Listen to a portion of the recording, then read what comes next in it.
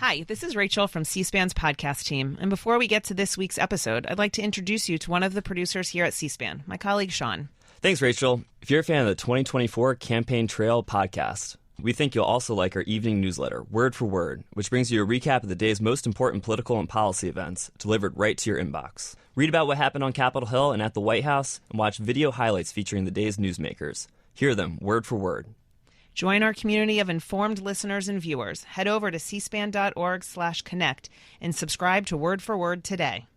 Thanks for listening and staying connected with Word for Word. Subscribe now at cspan.org/connect. Thank you.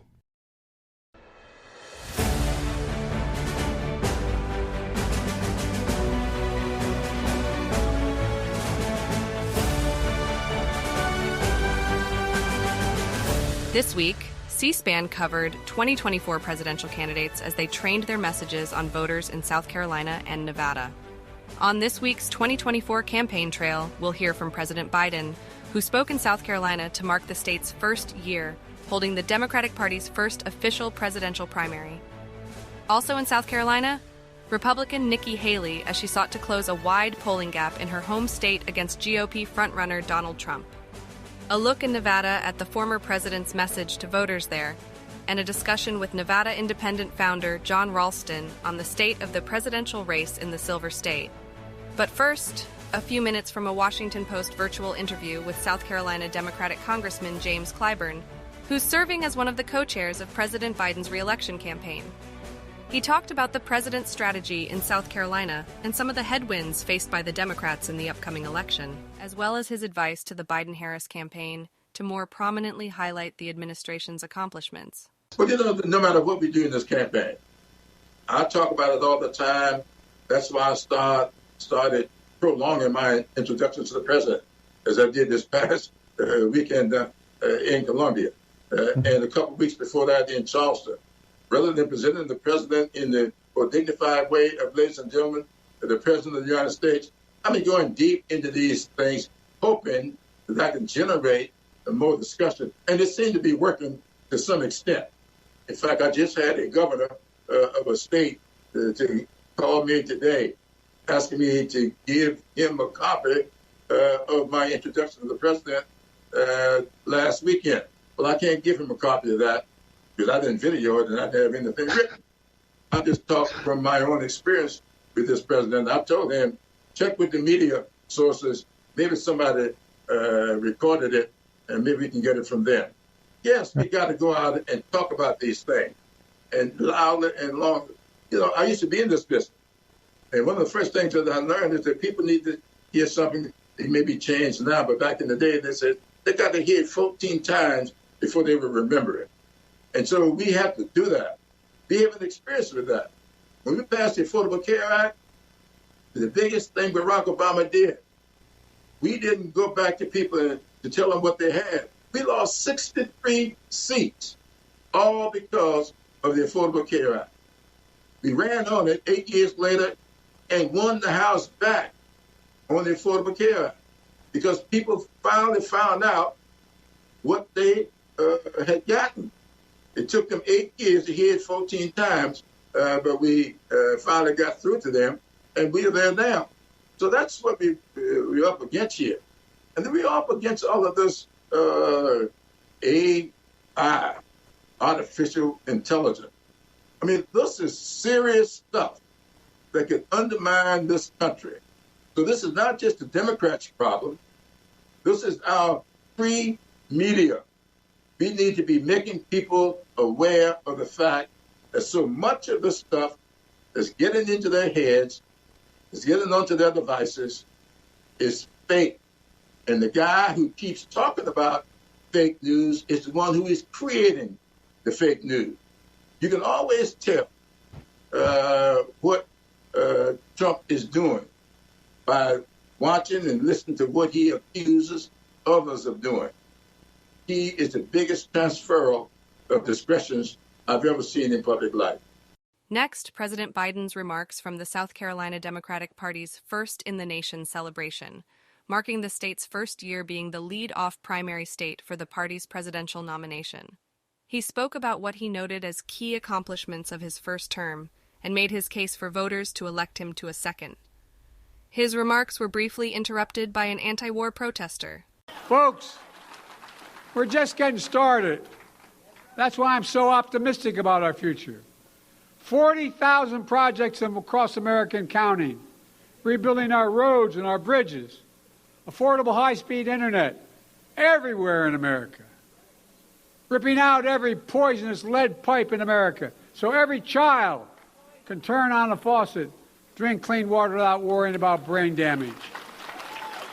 We passed the most significant gun safety law in decades, and I will not stop until we once again ban assault weapons, as I did once.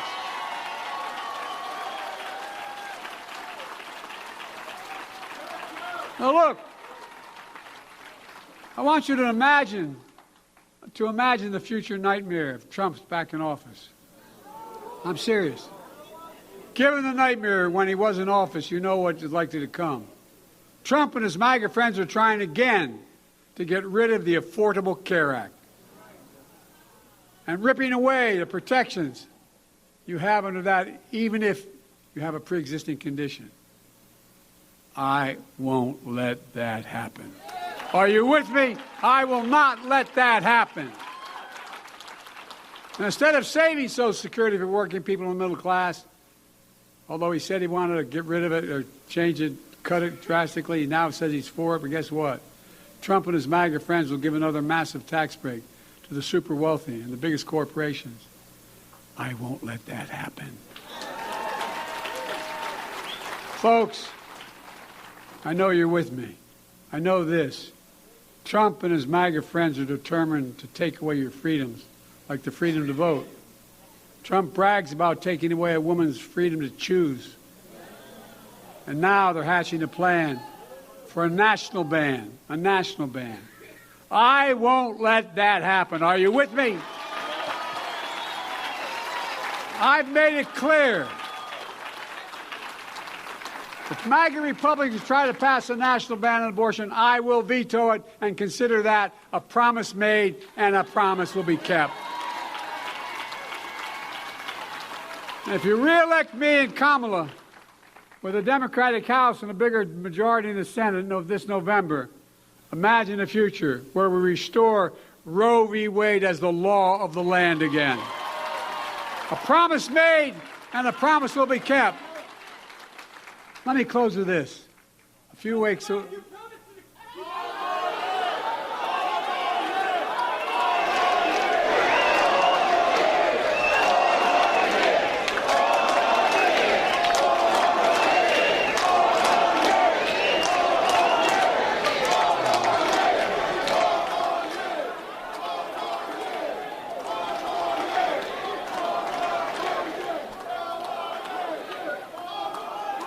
Let me close with this.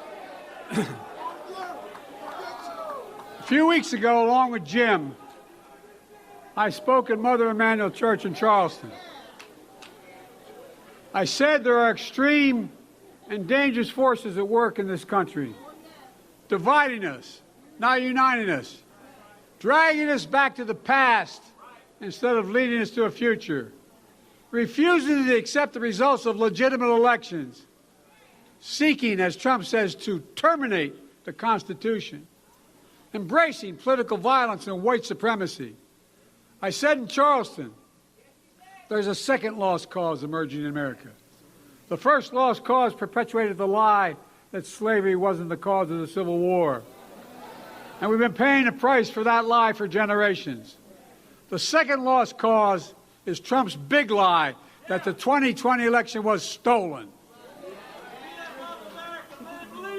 We cannot allow that lie to live either because it threatens our very democracy. Folks, there are truth and there are lies. Lies told for power.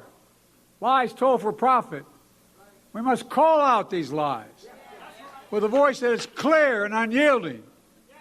The Bible teaches we shall know the truth and the truth shall set us free. My friends, we must speak the truth that in America we still believe in honesty, decency, dignity, respect. We believe we're all created equal and deserve to be treated equally throughout our lives. We leave no one behind. Everyone deserves a fair shot. We give hate no safe harbor. And we stand against the evil of racism, the poison of white supremacy, today, tomorrow, and always. And we will live in the light, not darkness. We'll stand with the truth and defeat the lies. And when we do, we'll be able to look back and say something few generations have been able to say. America's democracy was at risk, and we saved it. Are you with me? Nikki Haley was back in her home state of South Carolina after coming in second in New Hampshire's GOP presidential primary. Her main goal now is closing a double-digit polling gap between her and frontrunner former President Donald Trump, who has been endorsed by a number of Republican elected officials in the Palmetto State. Next, a portion of her remarks from a rally near Myrtle Beach, where she sharpened her attacks against the former president and his governing style. And think about it. He's got South Carolina elected officials all around him. And so the press asked me, well, what did you think about the fact that your governor in South Carolina came and stood behind, Donald Trump with all the other South Carolina elected officials? And I said, I'm sorry, do you mean the one I defeated when I ran for governor?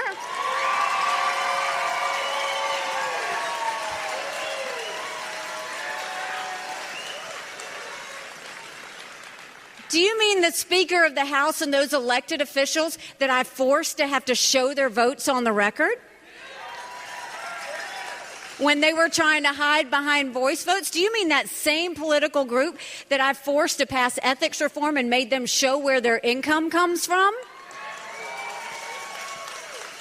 The same group that I banned $500 million worth of pet projects that they were upset about? That group? You can have them. I don't want them.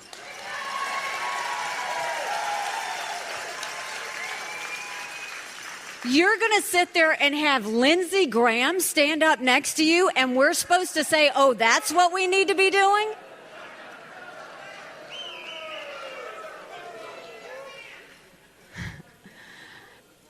And I'm just going to let the one on Tim Scott go. That's up to y'all. I'm not going to say anything about it. We have to live with our decisions. So, look, let's look at where we are. You just had these court cases, and he had another one yesterday. And I'll be honest with you, I'm not paying attention to what he's been charged with, whether he's found guilty or innocent. I've lost track. I don't pay attention to that. But what I do know is that we continue to see him in a courtroom and then come out and give a press conference. And when he comes out and gives a press conference, he continues to defend himself and says that he's a victim. But do you know what the problem with that is? Every time he does that, he's not talking about the debt that we're dealing with. He's not talking about Social Security that Congress is robbing. He's not talking about the fact that our kids can't read. He's not talking about the fact that we've got an unsecured border and it only takes one person for a 9/11 moment. He's not talking about the wars that are happening around the world. He's talking about court cases. And guess what? There are 91 charges. So the rest of this year, that's what we're going to be hearing about. And you know who's watching that? Russia, China, Iran. That's who's watching it. That's why it's dangerous. But we also want to look at the fact that everybody talks about what a good economy we had under Donald Trump. And we did, right? But at what cost? $8 trillion in just 4 years. Our kids are never going to forgive them for that. And you have $34 trillion in debt. We're having to borrow money just to make our interest payments. China owns some of that debt. And I would love to tell you that Biden did that to us. And Biden has sent us down this socialism roller coaster that's dangerous, that we have to stop. But as your governor and as ambassador, I have always spoken hard truths, and I'm going to do that with you today. Our Republicans did that to us too. You go back and look at that $2.2 trillion COVID stimulus bill that they passed with no accountability, that expanded welfare, has now left us with 80 million Americans on Medicaid, 42 million Americans on food stamps. That's a third of our country. And do you think that anybody's done anything about that? Republicans had the chance to make it right. No worries. Republicans, did they try and make it right? No, they doubled down and opened up pet projects and earmarks for the first time in 10 years, pushing through 7,000 of them a year ago. Want to know how they spent your money? $30 million on an honors college in Vermont, $10 million to tear down a hotel in Alaska, $7.5 million on a courthouse in Colorado. And the list goes on. In the 2024 appropriations budget, Republicans put in $7.4 billion worth of pet projects and earmarks. Democrats put in $2.8 billion. Now you tell me who the big spenders are. All while 1 in 6 American families can't pay their utility bill. 60% of Americans are living paycheck to paycheck. 50% of American families can't afford diapers. Homelessness is up 12%.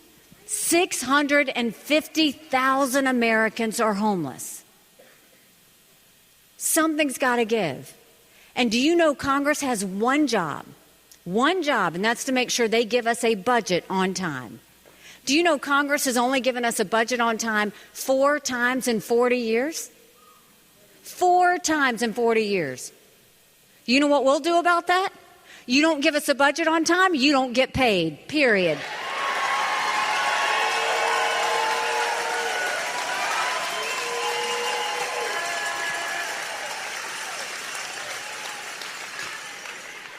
Don't you think it's finally time we had term limits in Washington, D.C.?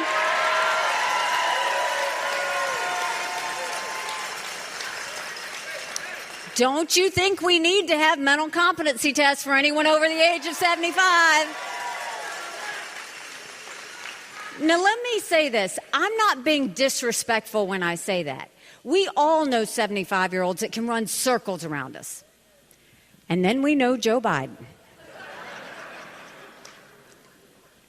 Congress has become the most privileged nursing home in the country.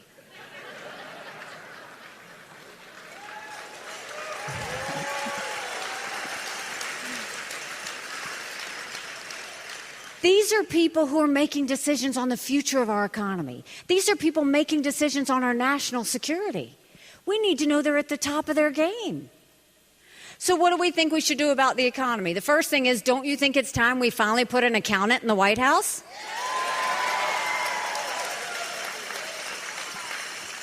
We'll start by clawing back the over $100 billion of unspent COVID dollars that are still sitting out there. Instead of 87,000 IRS agents going after middle America, we'll go after the hundreds of billions of dollars of COVID fraud. 1 out of every $7 was spent fraudulently.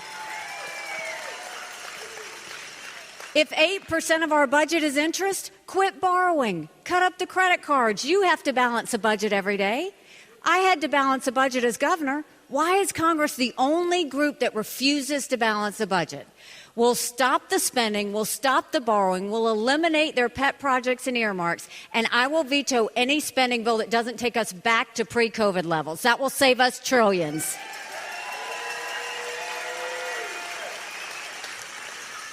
And then we will reduce the size of the federal government. It is too big. We will take as many federal programs as we can and we'll send them down to the states.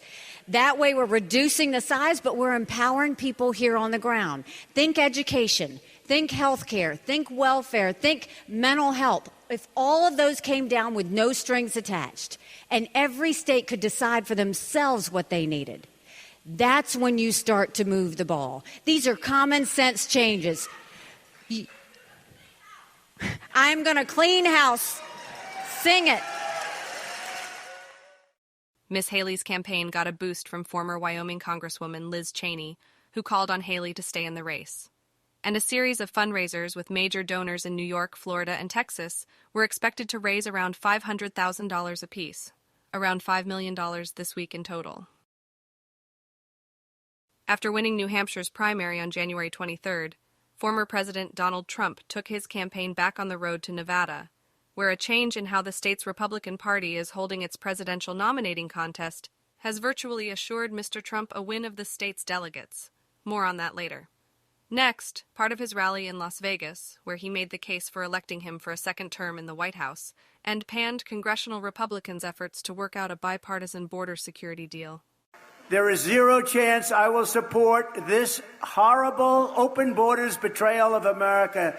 It's not going to happen. I noticed that, and I'll fight it all the way. I noticed a lot of the senators are trying to say respectfully they're blaming it on me. I said, that's okay. Please blame it on me. Please. Because they were getting ready to pass a very bad bill. And I'll tell you what, a bad bill is, I'd rather have no bill than a bad bill. A bad bill you can't have, and that's what was happening. In the House, as you know, the Speaker, who's, by the way, I think he's going to prove to be a very good Speaker. It's tough when you have a very small majority. Very tough. Mike Johnson, Speaker, he just said it's dead on arrival in the House. It's dead on arrival. We want either a strong bill or no bill, and whatever happens, happens. But this is the single greatest threat to our country right now, is the people pouring into our country because we have no idea who they are. The fact is that if Joe Biden truly wanted to secure the border, he doesn't really need a bill. I didn't need a bill. I did it without a bill. I did it with the current laws. I used Border Patrol. I didn't have a bill. I didn't need lots of different things. It's not that complicated. You say, I don't want the people coming in. They say, yes, sir. There won't be any people coming in. And that's what we did. It's not that complicated. But all Biden needs to do is to reimpose every single border policy of the former president of the United States, Donald J. Trump. Did you ever hear of him? And remember, I alluded to it, the bathing suit. He's in the bathing suit. If he would just go to the beach, and if he would have just gone to the beach, you know, they think he looks good in a bathing suit. You know the chair, you know those chairs are meant for little children to lift up for their grandfathers, okay? He can't lift up the chair. He can't drag his feet through the sand. Doesn't work too well. Remember what he said, I'd like to take him behind the barn and punch him. Remember? And they all thought, the fake news said, isn't that nice? Isn't that cute? Oh, that was such a cute. Supposing I said that about him, I'd like to take him behind the barn and give him a shot. They'd say, he's a fascist. He's a fascist. They would call me a fascist. With him, he can say it. They thought it was so cute. I remember when he said that. And you know what would happen if he took me behind the barn? I'd go like this.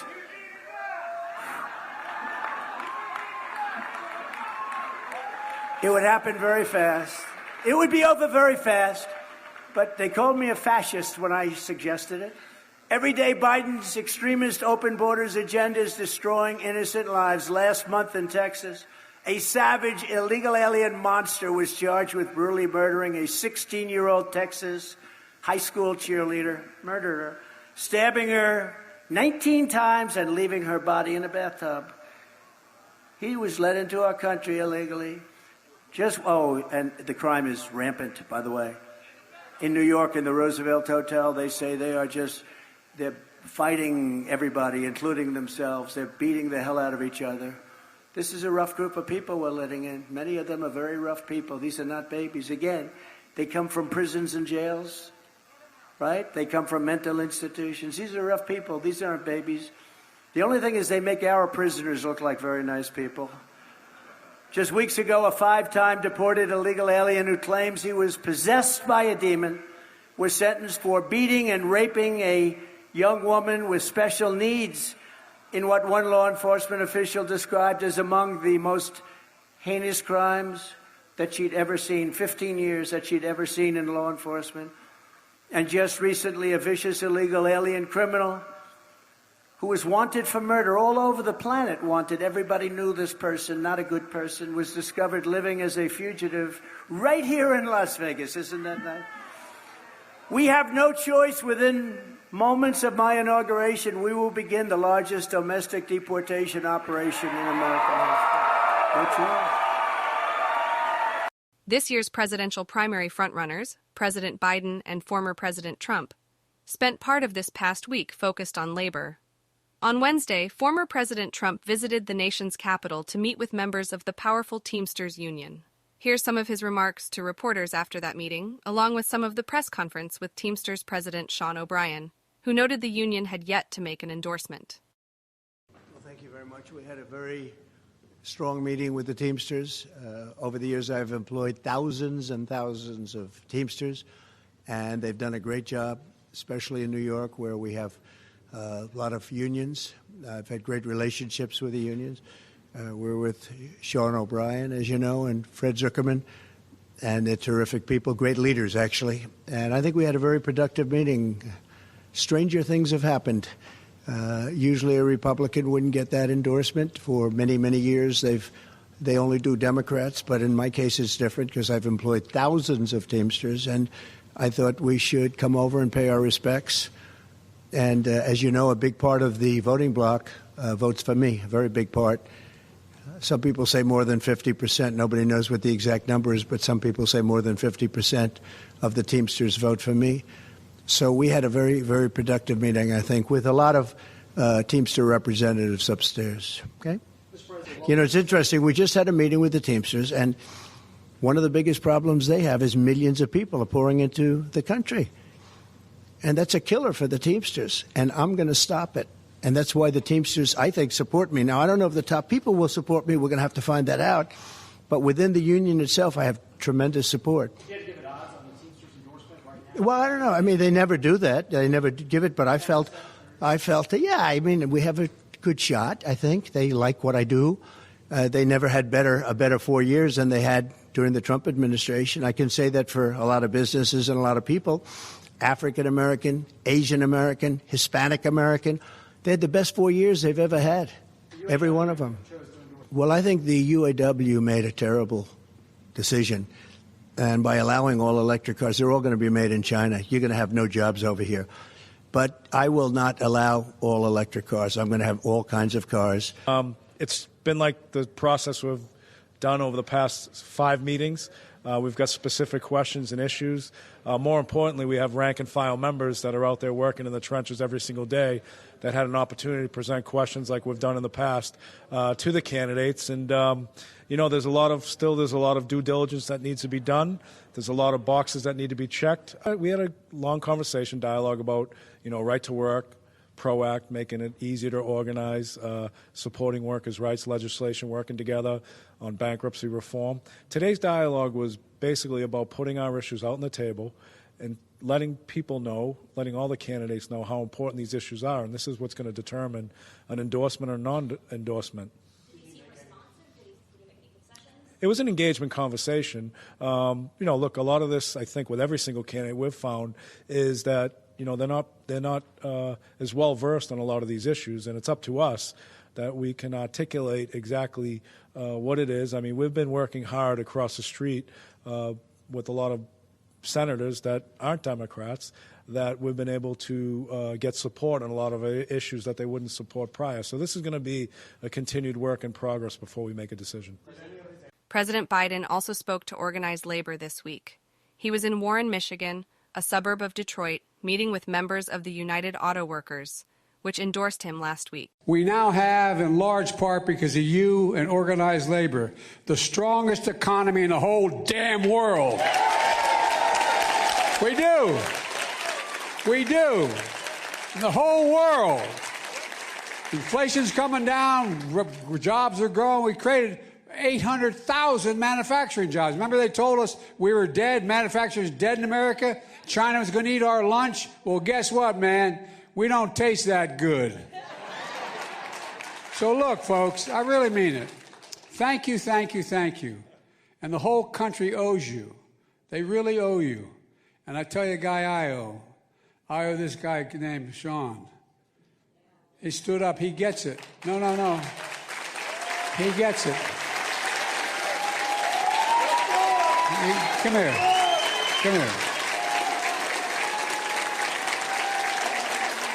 I really mean it. Because when we got all these numbers moving and you guys endorsed me, he talked about a simple thing. He said, this is about giving people a shot. That's all it is. It's just fairness. Give people a shot. That's what you do. That's what you do. And besides, you built my 67 Corvette. My pride. Any ever watch Jay Leno's Garage? You watch me race on my 67 Corvette? It's only a 327, 350. I tell you what, man, I got up to 130 miles an hour, though. Secret Service doesn't like riding with me very much anymore. Anyway, thank you. And you're not only helping auto workers, you're helping every worker in the world. You really are. You're the best workers in the world. That's not hyperbole. And I learned a long time ago, last comment I'll make, I've been doing this a long time. I know I don't look like I'm 40, but I'm 40. Right?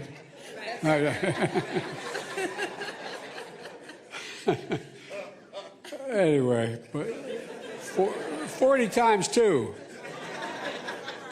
But the thing is that, you know, there's a provision in the law that was passed during Roosevelt's time about the big fight was, could unions organize then? That was the big issue. It not only said unions could organize, it said we should encourage the union movement. That's what it says, the law. And it says one other thing. When the President of the United States is given money by the United States Congress to spend, whether it's on an aircraft carrier, a highway, or any public event, they should do two things. One, this is what the law says. One, they should hire American workers. Two, they should use American products.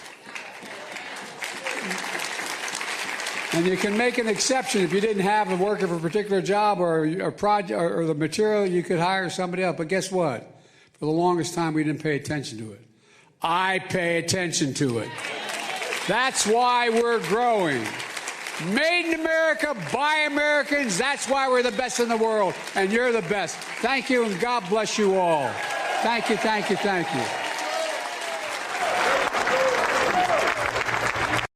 Next, a preview of what you'll see this weekend on American History TV's Historic Campaign Speeches series. Every Saturday, AHTV looks at presidential campaigns past. This week, you'll hear from George H.W. Bush in March of 1988 and from President Biden in 2020 when he won his first primary of the cycle in South Carolina. I'm proud of the job that South Carolina has done as a part of what we call the Reagan-Bush Revolution. Last year alone, South Carolina created 62,000 new jobs, 2,700 of them in the textile industry, continuing to move ahead. And some of you are old enough to think back to 8 years ago when we came into office, and you remember what the prime rate of interest was. I remember it because 10 days before I took the oath of office as vice president, the prime rate was 21.5%. And every senior citizen saw his and her savings going up in a puff of inflationary smoke with inflation in double digits. You had the President of the United States saying there was a malaise in the country. Everything was measured in terms of a misery index. And that's been turned around. And some people in this country still are hurting. And when they do, we care. But the answer is to keep the recovery going by holding the line on taxes and getting the federal deficit down, not by raising your taxes, but by doing a better job on the spending side, disciplining a United States Congress that appropriates and spends every single dime. I saw it a few days ago in a town hall in Charleston, Jim. I spoke with Reverend Anthony Thompson, whose wife, Myra, was studying the words of her Bible with 8 other parishioners in Mother Emanuel 4.5 years ago. It was a weekly routine, reading Scripture and finding purpose and faith in God and in each other. And in an instant, hate, vengeance, white supremacy pierced that faith, and they were lost forever. But you know what I found the most remarkable thing in my career thus far? Remarkable about Reverend Thompson and the families of the Emanuel 9. is through all that pain, all that grief, they forgave. Yes, sir. Yes. And here's the deal. In their forgiveness, they brought more change to South Carolina than any that's occurred over the previous 100 years. Think about it. The Confederate flag came down. Real change. That's why the Sunday after, Jill and I and my family, we came back to Mother Emanuel on Sunday services after the funeral of the victims. Because 6 weeks earlier, we had lost our son, Bo. And we needed to be healed, too. We need to be healed. I really mean this. We needed whatever they were exuding. And with every season that's passed, they've gotten up and found purpose to live life worthy of the ones they lost, worthy of the blessings to live in this remarkable country. We left here, having arrived in overwhelming pain, thinking we can do this. We can get through this. So I want to tell you, it's no small reason why I'm in this race. People like all of you here tonight, all around the country. The days of Donald Trump's divisiveness will soon be over. Next, a look at some of the U.S. Senate campaigns taking shape this year. First, we're in Ohio, where 3 prominent Republicans are seeking to unseat Democratic Senator Sherrod Brown. Here's a look at local coverage from Columbus, Ohio, of those candidates' first debate, which was hosted by Nexstar Television. It was a sometimes heated debate. These 3 candidates are, after all Republicans, and they agreed on a number of key GOP issues. But there were stark differences as well on things like the southern border and immigration. I'm saying deport anybody who's here illegally. He's redefining amnesty as meaning staying here and getting government benefits or becoming a citizen. Amnesty means anybody who's here illegally has to be deported. The only immigrant on the stage, Bernie Moreno led the charge, demanding deportation of any illegal immigrant, meaning even those brought here as children, something all of them would do. But to secure the border, Frank LaRose would even use military intervention, drone strikes on Mexico. The definition of a foreign terrorist organization is a group that's willing to kill our fellow Americans. These cartels are killing over 200 Americans a day with the fentanyl that they're bringing into this country. We know that this comes from China, mixed together in Mexico. We must define these cartels as foreign terrorist organizations and use the full force of the U.S. military and the U.S. federal government to kill them so that they can't kill our fellow Americans. State Senator Matt Dolan was asked about actions he's taken that seem to be at odds with Ohio Republicans on guns. He's introduced red flag laws, voted against expansion of Stand Your Ground. He says he is a strong advocate of the Second Amendment, but also a realist. The reality is I have the guts to stand up and say, if you are a legal owner, a sportsman, you have nothing to fear from me to your Second Amendment rights. But if you own a gun illegally and use it, or if you're showing suicidal or homicidal tendencies, don't you think it's time that we step up and prevent this violent crime? Dolan and Moreno spent much of the night taking swipes at each other. On foreign policy, Dolan supports funding Ukraine, while Moreno wants limits. On Israel, Moreno defended his comments made in the days after the Hamas invasion that Israel doesn't need U.S. support.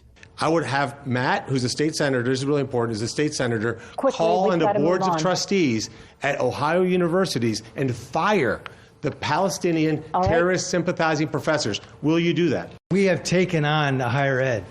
Jerry Serino has led a charge, and we are taking on higher ed. It's way more than just Ohio University, Bernie. We learned that Dolan will vote in the Senate this week to override Governor DeWine's veto of the transgender legislation. I voted for the bill, and I'm going to vote to override.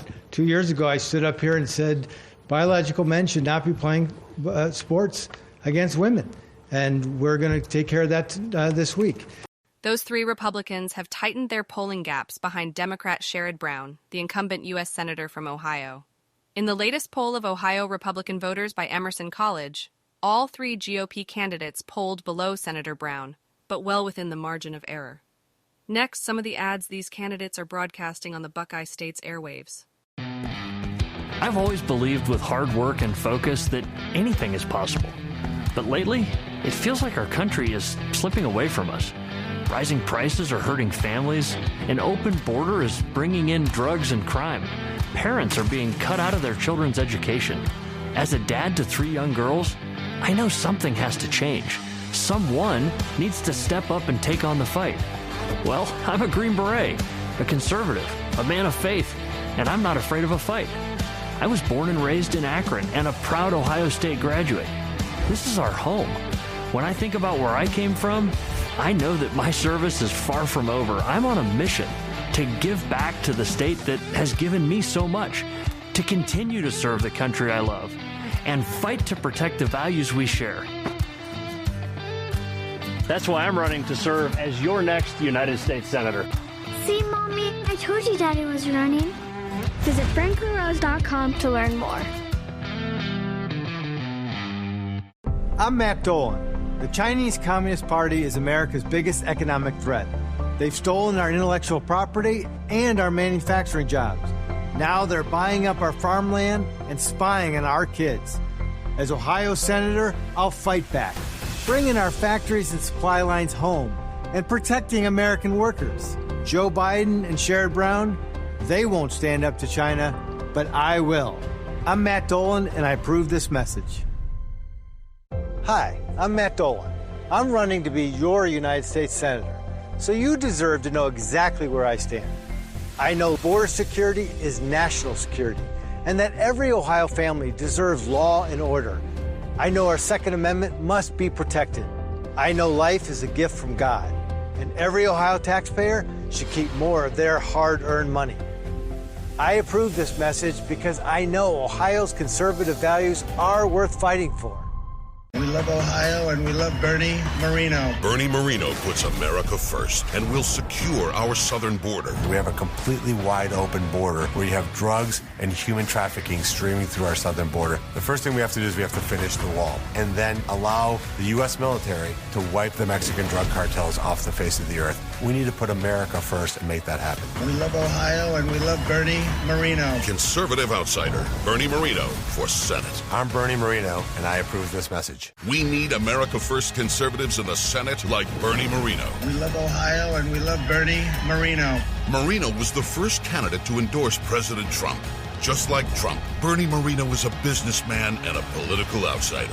Moreno will fight to finish Trump's border wall and stop amnesty. That's why Bernie's been endorsed by Ohio's America First Senator J.D. Vance. We love Ohio and we love Bernie Moreno. Bernie Moreno for Senate. I'm Bernie Moreno, and I approve this message. Next, we head to California, where a 4-person race has emerged to replace the late Democrat Dianne Feinstein. Democrat Adam Schiff is leading the candidates with 25% support in the latest poll from the University of Southern California, while fellow House Democrat Katie Porter and former San Diego Padres baseball player Steve Garvey, who's running as a Republican, are tied at 15%.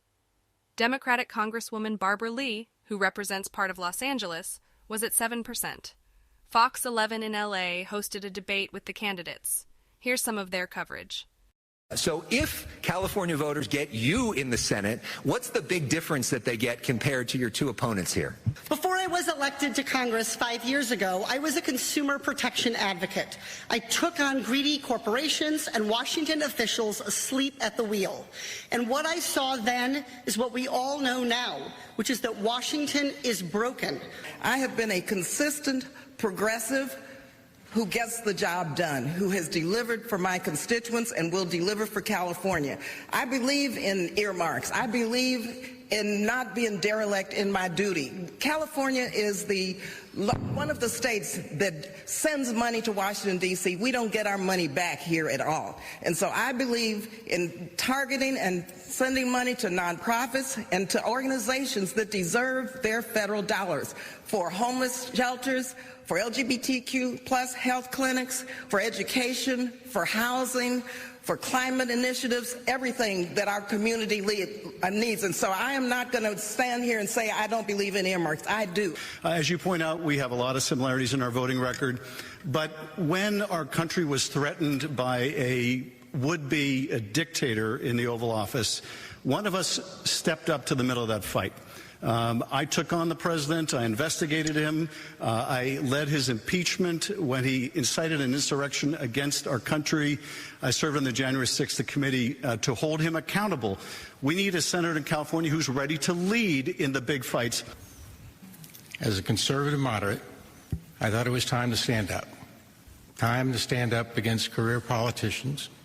Time to step up against those who have created policies that are we're out of time. Putting this state but just real into quick, quicksand. The question was, is there anything that you disagree with your party on in the Senate? Is there?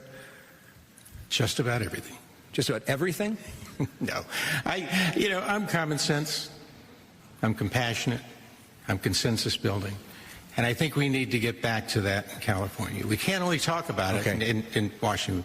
We have to start doing something about it. And I think my leadership, based on years of building teams and championships, businesses, will make that difference.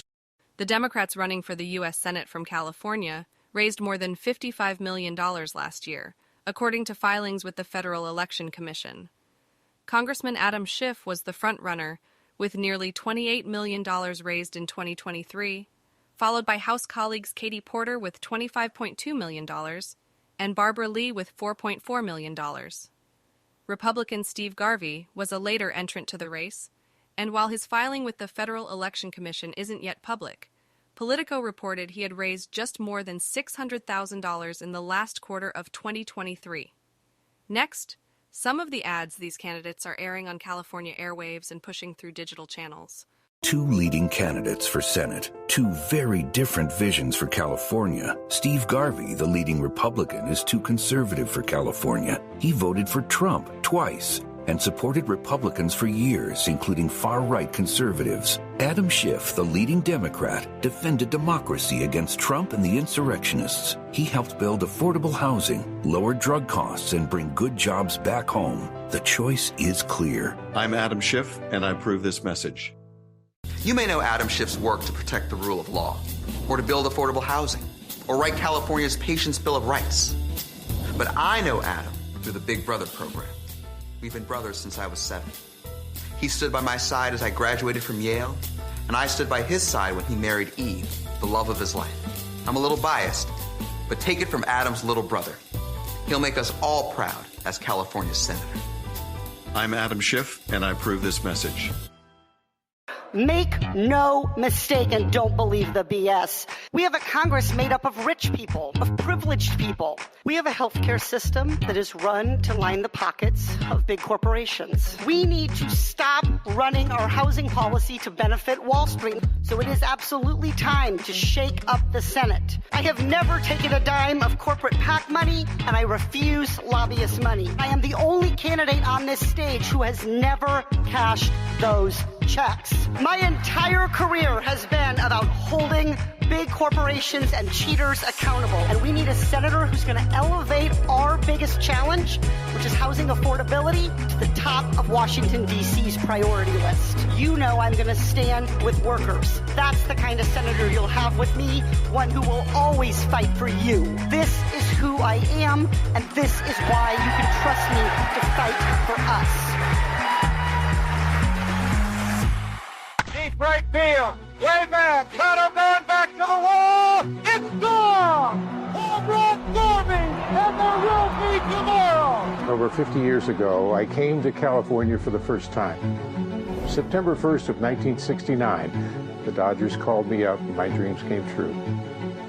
Over the next 20 years, I played for the Dodgers and the San Diego Padres. I played in front of millions of fans. I never played for Democrats or Republicans or independents. I played for all of you. Now I'm running for the U.S. Senate in California, a state that I believe at one time was the heartbeat of America, and now is just a murmur. It's going to be a common sense campaign. It's going to be difficult, but we can do this together, you and I. It's time to get off the bench. It's time to put the uniform on. It's time to get back in the game. Join Team Garvey at stevegarvey.com. John Ralston is the founder of the Nevada Independent and a longtime veteran of Nevada politics, here to talk about the upcoming primary and caucus. Why are both things happening?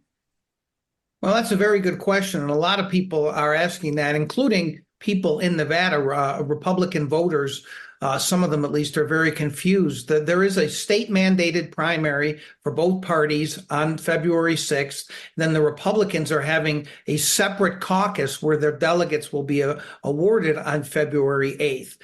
Nevada was long a caucus state until 2021, when it was changed by the Democratic-controlled legislature with some support from Republicans after the Iowa caucus disaster of 2020 that they didn't want to see repeated here. And Nevada wanted to make a bid for first in the nation primary, which ultimately failed, and Joe Biden chose South Carolina. With that backdrop, the Republicans decided they wanted to have a caucus, and this state party here is completely controlled by Trump supporters, and it's clear that they wanted to have a smaller universe for the former president to compete in, and one that was more controlled. The primary, this law was also changed in reaction to COVID, has all mail ballots.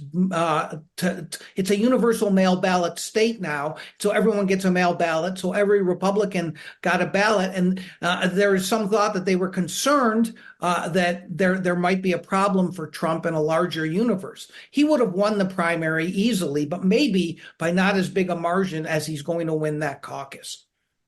So in a caucus, are they showing up somewhere? And the primary, they can just mail in their ballot? Primary, they can mail in, and most are, or they can vote in person. Early voting is occurring right now, and then they can appear in person on February 6th. But most voters are voting by mail. Probably 90 to 95%, in fact, are voting by mail. And that's true of both parties. Slightly smaller percentage among Republicans. Caucus, they have to go somewhere, but it's not a pure caucus in that caucuses, the way they used to work, is you'd have people giving speeches for each candidate, and then there's a 15% threshold that you have to meet, and they would eliminate candidates. This is kind of only a pseudo caucus in that you can fill out a ballot and leave. You don't have to stick around for speeches. And so it's unclear how well it's going to work, but it's clearly been set up to give Trump a huge advantage. And now with the winnowing that's occurred, he is on the ballot alone with a long shot candidate by the name of Ryan Binkley. Who is participating in the primary, the Republican primary? So Tim Scott and Mike Pence, who are no longer in the race, filed for the primary, and Nikki Haley is on the primary ballot. And she essentially has said the state is not fair. She's right in as far as it goes towards the caucus, and she filed for the primary very late. She is going to win that. But it depends what win means. She's not going to win any delegates, and it's potentially she could lose in that primary to something that only exists in Nevada called none of these candidates, which appears on every single statewide race. The governor, who is a Republican, has endorsed Trump, but said he's voting in the primary, not just to keep his perfect record intact of voting, but to vote for none of the above. And the Trump campaign is trying to get everybody to vote for none of the above so Haley will look bad. She has not spent any resources invested at all in Nevada. If she had, she certainly would win that easily. Now, there is some question about whether she could lose to none of the above, which almost never wins one of these races, of course. Has she or the other candidates been campaigning in the state? She is not. She has essentially said she's going to ignore Nevada, that it's not fair, and she's concentrating all of her resources right now in South Carolina. But But Trump has been here. He did a rally here recently. He's invested in this state. The state Republican Party base here is firmly with Trump, as it is in most places. And he really came here mostly just a few days ago to tell people not to vote in the primary and to make sure that they vote in the caucus so he can run up his margin and make sure that Haley, who will either win or lose to none of the above on 2 days earlier, will look bad. On the Democratic side, what is happening? Not much. It's Joe Biden and then some minor candidates. But Biden wants to run up the score here, too. And so they're not leaving anything to chance. They wouldn't, with all the talk of how Joe Biden's numbers are not good, and they're not good here either, although not generally among Democrats, where he remains fairly robust. There is going to be a none of the above, none of these candidates on that ballot, too. And so they don't want to see that get too big a number. So the vice president was here last weekend. The president is coming this weekend to fire up the troops to vote. Now, early voting is already going on, and tens of thousands of Democrats have already voted. And so most of the vote is probably going to be in before the actual primary occurs on February 6th. Who are the president's base supporters in Nevada? Same as it is pretty much everywhere. This is a working class state. The culinary union is very powerful. It's the biggest union in the state. Represents casino workers. They're about 60,000 strong. But what they also have a large population of is an exploding population in Nevada. Since I started covering politics decades ago, that's the Hispanic population. And that's a population that, as you know, across the country has moved a little bit away from the Democrats. And so they're trying to re-engage the Hispanic cohort to come out and vote in the primary for Joe Biden. And so it's not much different than the coalition that Democrats have built across the country. What is his event this weekend? He's doing a rally. I am sure that they're going to try to get as many people there as possible because, of course, they're worried about polling that shows Donald Trump either beating him or within the margin of error. And there have been polls here in Nevada recently that show Trump winning by double digits or close to double digits. I don't think those polls are right, but Democrats here are very worried, even though they have won every presidential election here since 2008. Is Nevada a swing state? It is. It's certainly going to be one of the half dozen, 7 or 8 states that determine whether someone gets to 270 in the Electoral College in November. So there will be a lot of action here after the nominees are confirmed in the conventions this summer. There's also a Senate race to watch. Democratic Senator Jacky Rosen up for reelection. Give us the lay of the land for that race. So Jacky Rosen has not been in politics that long. She was in Congress for a term before running for the Senate. She is in her first term, but she has amassed a huge war chest. She has put some very highly skilled people around her, but she's going to need them. Catherine Cortez Masto, her colleague, who has been around politics for a long time, barely got reelected last cycle by 8,000 votes, less than 1%. And so Jacky Rosen has to be concerned.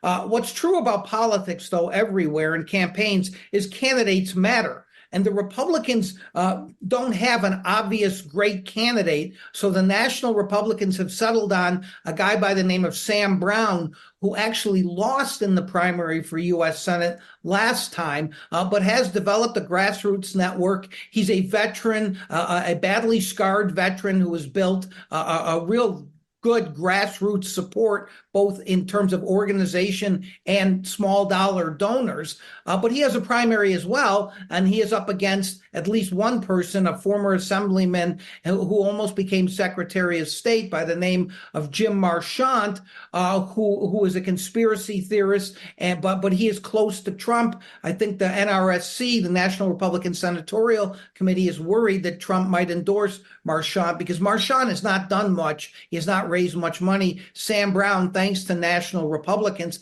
has raised a lot of money. One other person in that race, in that Republican race, who could be a factor is a man named Jeff Gunter, who was in the Trump administration and is a very wealthy dermatologist who says he's going to spend a lot of his own money.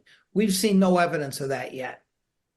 John Ralston, always a pleasure to talk to you. Thank you. Thanks for having me. A reminder, this program and all of C-SPAN's campaign 2024 coverage can be found online at cspan.org/campaign.